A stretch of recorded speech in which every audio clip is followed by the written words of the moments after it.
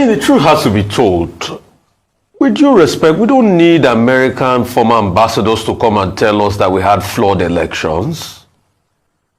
I think it's just like petting people at the back if they have to remind us. We knew what happened. Even INEC came out to say they had glitches. They had problems. They had technical glitches. But the shocking thing is that INEC has not been able to explain the nature of problems they had. And hopefully INEC is still reviewing those problems they had. Because the basic question people have constantly asked INEC is that what happened, why did we not use the IREV and get real-time results as I went due? But INEC has not been able to answer that question. They just say technical glitch. Technical glitch is not good enough. Let us know what truly happened. And for the love of mercy, INEC too should also learn to respect the court orders. Don't stop any political party from inspecting the materials out there. The court has ruled on that. Let them inspect the material. We need transparency to be able to wade through this process. But the sad reality is that we don't learn. We are back here again, exactly where we were 40 years ago in '83. Because we forget in a hurry, it was that same election that led Fela to sing "Teacher Don't Teach Me Nonsense" in '86. Where he said, "Na the second election, na him was he pass. Babala nonsense, how people not go vote? We go to get millions to millions." It was that same election that tainted the credibility of the Chief Justice of Bende State that was said to be an upright man, Justice Whiskey. That same elections with Fedeco, because we don't learn, we forget things in a hurry. All the controversies about that same election in '83 are the things that are playing out. The only difference is the technological interplay. We heard about money and bribery. We remember the famous interview with Justice Whiskey. When he was asked, the water pass under the bridge, he said, "If I see 1 million naira cash, I will faint." We have not forgotten those things. And those are the nascent problems we have with our democracy, because we don't learn. And I think really we choose not to learn because we have institutional, cataloging in abundance. But we just choose not to learn. So if we are just waking up because some foreigners are coming to tell us that our elections are flawed, after the West has made mockery of our electoral system, then we know that they are just patting us on the back. The question is, what are we going to do to ensure it changes? And are we on the right path? Hell no.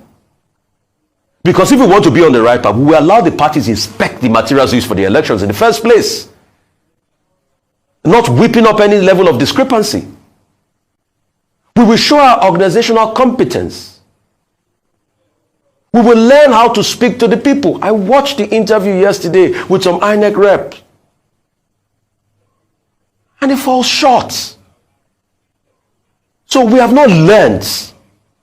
And if we don't learn, things will continue the way they are. 40 years after, almost the same scenarios. Ayo, what say you?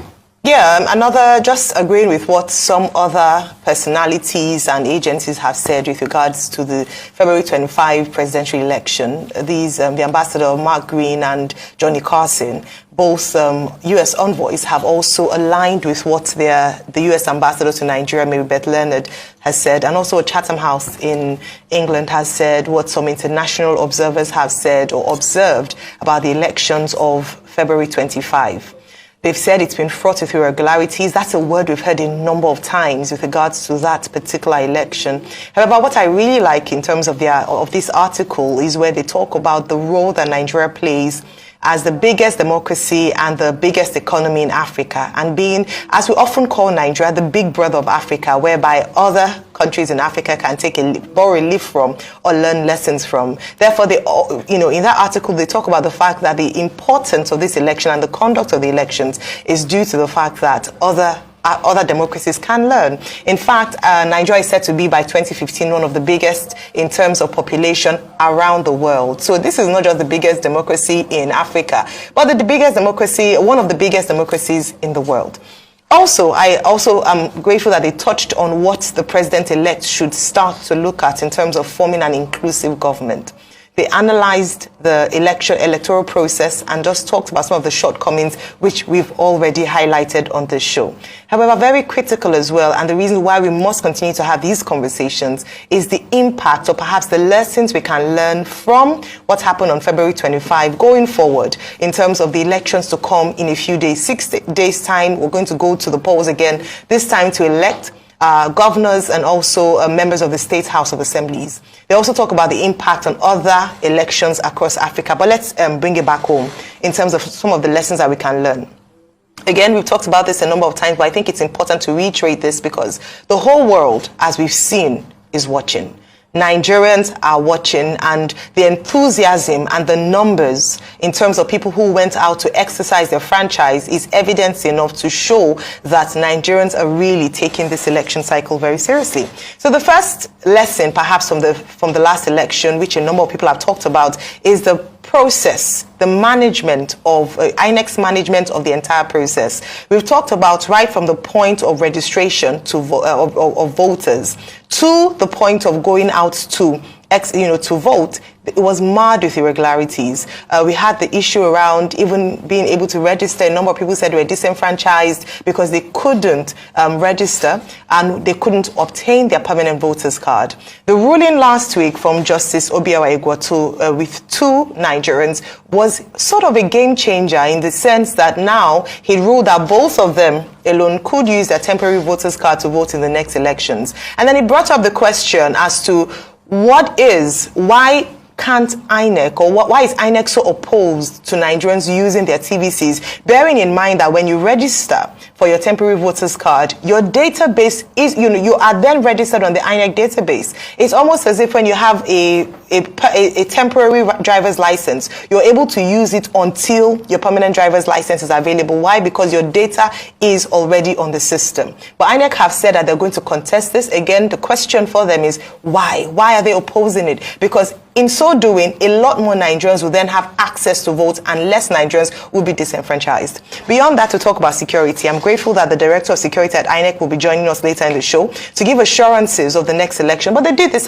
during the presidential election. Unfortunately, the reality it wasn't quite consistent with what they had promised. And then finally, I'll just say in terms of punitive measures for people who obviously break the electoral laws. We had a number of people, no arrests at least so far has been made, and just these lessons that we can take forward as a nation.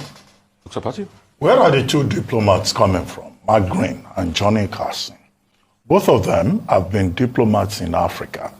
Green in Tanzania, Ambassador Carson in Nigeria. Both of them were writing their opinion for the Woodrow Wilson Center, which is a foreign policy think tank in Washington, D.C. Number three, both ambassadors were part of the International Republican Institute and National Democratic Institute joint mission to Nigeria to observe the February 25 presidential and National Assembly elections. So this is what informed their commentary.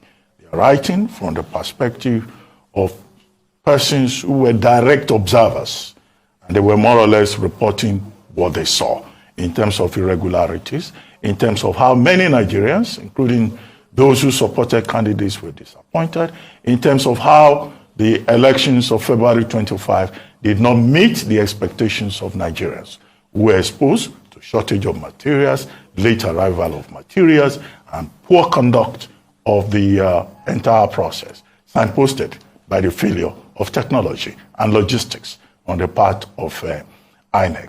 But I think special emphasis should be placed on some of their recommendations. In their concluding paragraphs, they recommended, speaking out from a foreign policy perspective, to the American establishment, to the United States, to focus more on the stability, on governance issues in Africa, and use democracy to promote good governance.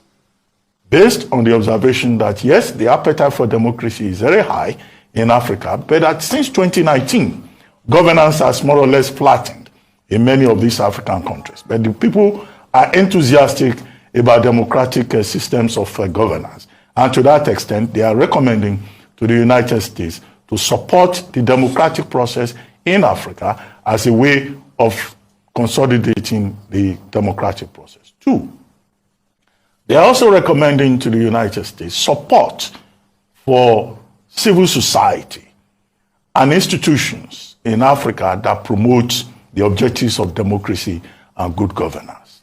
Number 3, they are also saying that the entire world should pay close attention to what happens in Africa with regard to the democratic process.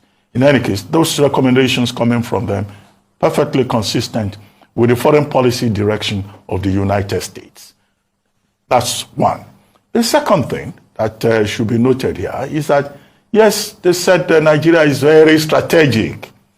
And for those persons who have lost faith in their country, where we keep getting reminded all the time that Nigeria is indeed very important, and that the stability of Nigeria, how Nigeria makes progress with democracy, could have implications for the future of the country itself, which is likely to be one of the most populous countries in the world by the year 2050, could have implications also for the African Union's 2063 agenda, development agenda, and also for peace and stability in the country.